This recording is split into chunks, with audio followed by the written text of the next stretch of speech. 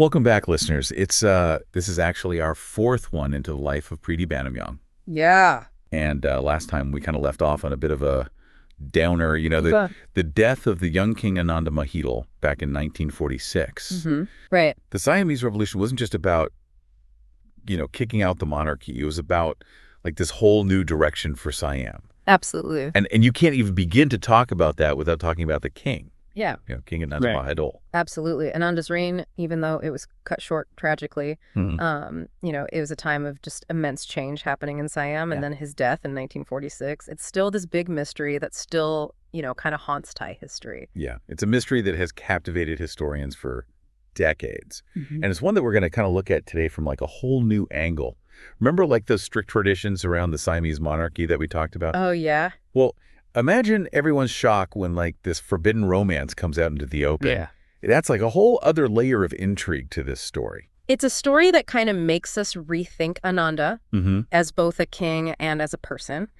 And the source that kind of brings this to light is Love and Death of King Ananda Mahidol of Thailand by Pavin Chachavalpongpun. Okay, so let's just dive right in. We're in Lausanne, Switzerland, 1940s.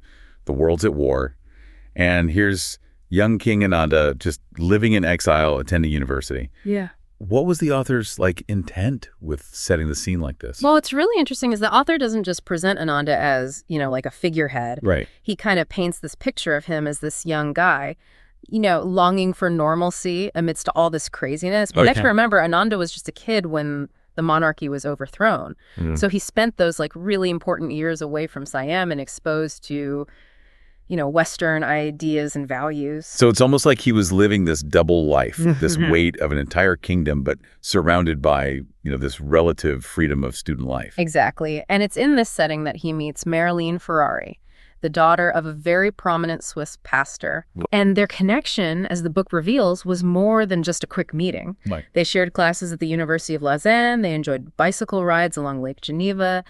And a true, real affection bloomed between them. A Swiss woman and the king of Siam. Yeah. I mean, talk about a culture clash. What did the book say about how their romance was perceived? Did people around them know about it? Well, the book meticulously puts together their lives in Lausanne, drawing on archival records and letters and even course registration documents. And what you start to see is this sense of secrecy around their relationship. The author even quotes a letter written by one of Ananda's close aides who described Marilyn as someone that the king was particularly fond of, highlighting just how discreet they had to be. So even then, there was this understanding that this was something big, something that needed to be kept quiet. It makes you wonder how Ananda balanced his feelings for Marilyn with the expectations placed on him as king of Siam. Yeah, you have to remember the Siamese monarchy was steeped in tradition. An interracial marriage for a king, that was just unheard of. Right. The book even cites a specific passage from the 1932 Constitution that outlines the very strict lineage requirements for the monarch.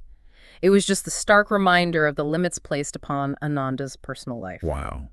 That's a powerful illustration of just how different their cultures were. Yeah.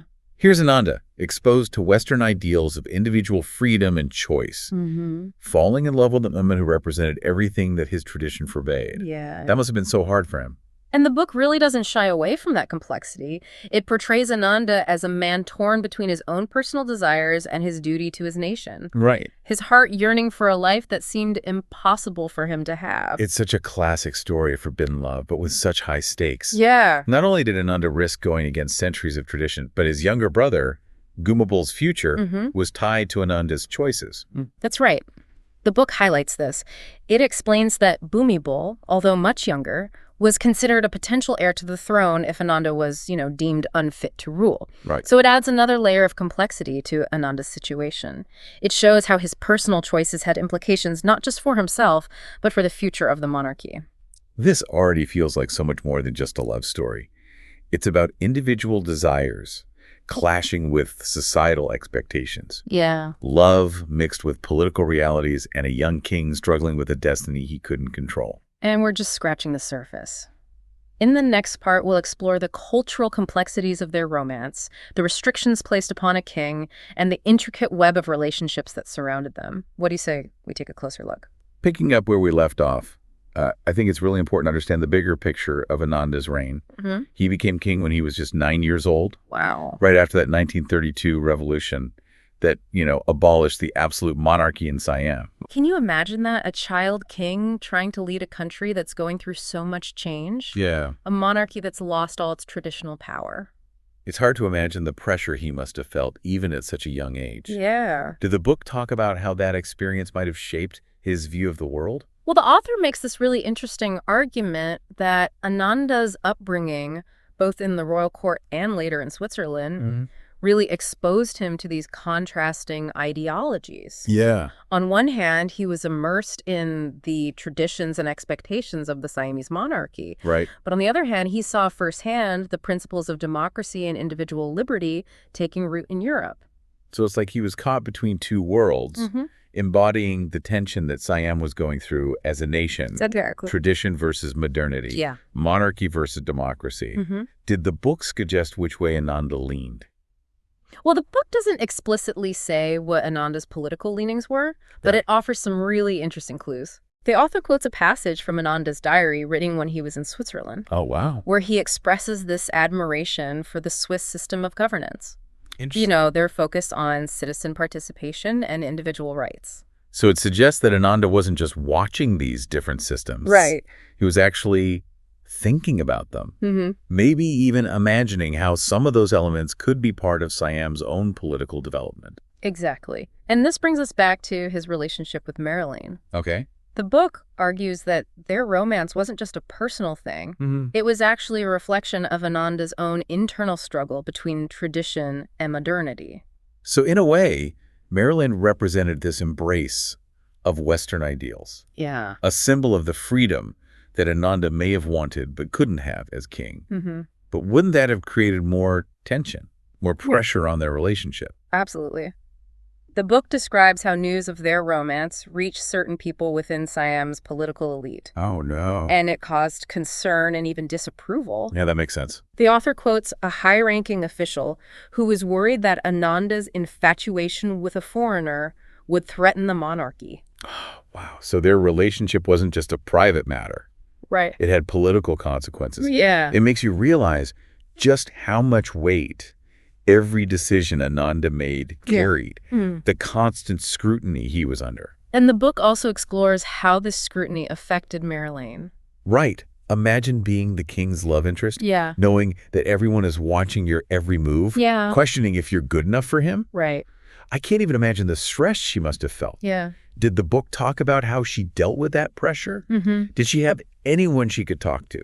Anyone to support her? This is where the author's research is so impressive. Yeah. He was able to find Marilyn's personal letters written to her close friends during this time. In one letter, she talks about feeling isolated and misunderstood. That's so sad. It really shows you the emotional toll all of this took on her. Yeah, it's heartbreaking.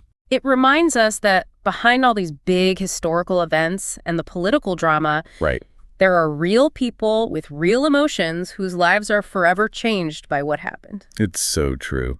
And the book does a great job of showing us Ananda and Marilyn as people, not just figures on the world stage, but as individuals trying to navigate a really complex and often unforgiving world. And speaking of unforgiving, we haven't even talked about the most tragic part of this story, Ananda's death. How does the book address this event in relation to his relationship with Marilyn? Well, that's where things get even more complicated. Right. The book looks at all the different theories surrounding his death very carefully. Cool. Remember, Ananda was found dead in his bedroom at the Grand Palace in Bangkok under mysterious circumstances. Right. There were rumors of suicide, accidents, even foul play. Did the book lean towards any particular theory? The book doesn't try to give any definitive answers. Okay. It acknowledges how sensitive this event is. It presents the evidence, the testimonies, the conflicting accounts. But it doesn't say for sure what happened. So the mystery remains unsolved. Yeah. It's like the book is asking us to be detectives ourselves, to look at the evidence and come to our own conclusions. Right. But I have to ask, where does Marilyn fit into all of this? That's a question that comes up throughout the book. Yeah. The author explores the possibility that Ananda's relationship with Marilyn, the societal pressures they faced, Right. the impossible choice between love and duty, Yeah. might have all contributed to a deep feeling of despair, Oh, a feeling of being trapped with no way out. So you're saying the book doesn't rule out the possibility that heartbreak, the weight of this forbidden love, might have played a role in his death. That's definitely one interpretation the book encourages. The author highlights a passage from Ananda's diary, written just weeks before he died, where he expresses this feeling of profound loneliness and a desire for a simpler life. Oh, wow. A life free from being king. That's a chilling thought. Yeah. A young king caught between love and duty, longing for a life he couldn't have. And what makes it even more tragic is that he was supposed to return to Switzerland just days after he died. Oh, wow. To the life he seemed to love. Right. To the woman he loved. It's as if fate stepped in and left us with all these unanswered questions. Yeah. This deep dive has taken us from this grand historical narrative to the intimate details of a forbidden romance, and now to the heart of a mystery that continues to fascinate and confuse us. It's a lot to process. I know, it's hard to grasp the complexities of this story. Yeah. The way love, duty, and tragedy are all intertwined. And we haven't even talked about what happened after Ananda's death. Right. The impact it had on Marilyn's life. Yeah. And how this event affected Thai society.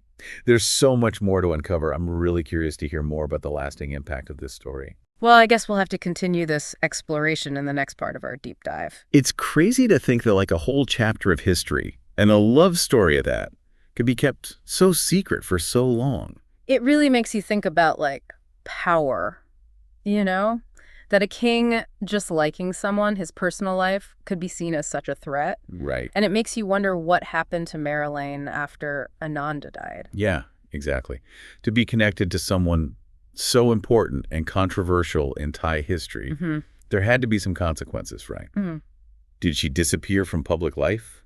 Did she ever talk about Ananda? The book actually goes right into that, and it was one of the most interesting parts to me. The author paints this really touching picture of Marilyn's life after Ananda's death, and he uses a lot of interviews with her son, Bertrand. Her son. So the author actually found Marilyn's family and got their side of the story.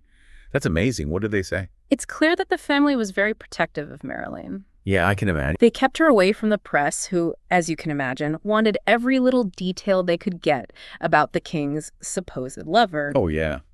But what you see in Bertrand's stories is this deep respect for Ananda and this quiet strength in how Marilyn dealt with everything. That's incredible. So she never spoke publicly about Ananda. It's like she was honoring that unspoken agreement to keep their relationship out of the history books. Right. And the author makes a good point about how this silence, this erasing of Marilyn from the official story says a lot about what people were afraid of back then. It's like admitting they had a romance, even after Ananda died, would somehow damage the image of the monarchy. It's like a piece of history that everyone knew was there but was too risky to fully explore. But that silence must have affected how they investigated Ananda's death. Absolutely. The book points out that because most people didn't know about Marilyn, Right. the investigations, the trials, even the historical accounts for years were missing a huge piece. Yeah. It's like trying to understand a play without knowing one of the main characters. That's such a great way to put it. It makes you wonder if things would have been interpreted differently if they'd acknowledged Marilyn's role in Ananda's life. Maybe it would have shifted the focus away from political conspiracies and towards a more human understanding of what happened. The author definitely suggests that possibility. He argues that focusing on assassins and court drama might have missed a simpler, although still tragic, explanation. That Ananda was a young man crushed by the weight of expectations. Yeah. Caught between what he had to do and what he wanted to do, and ultimately unable to find peace. That's a hard truth. And it goes back to what the book is really about. History is often told from the point of view of the powerful, those who control the story. Right. But sometimes the most important truths, the most human stories, are hidden, waiting to be discovered. And that's what makes books like Love and Death of King Ananda Mahidol of Thailand so special. They make us question what we think we know, they challenge the official stories, and they remind us that history is not just dates and facts. Yeah. It's the lives, the loves, and the losses of real people. This deep dive has been eye-opening. We've gone from a forbidden romance to a historical mystery and uncovered a hidden piece of Thai history along the way. It really makes you think that behind every historical event, there are so many human stories just waiting to be told. And as we keep exploring this period, I'm sure we'll find more of these hidden stories, more stories that challenge how we understand the past and show us just how complex the human experience is. I'm excited to see what other secrets history has for us. And join us next time as we explore Pridi's life in exile. Yes. Going even deeper into the challenges and triumphs that marked this final chapter of his life. It'll be great. Until then, keep exploring, keep questioning, and keep diving deep.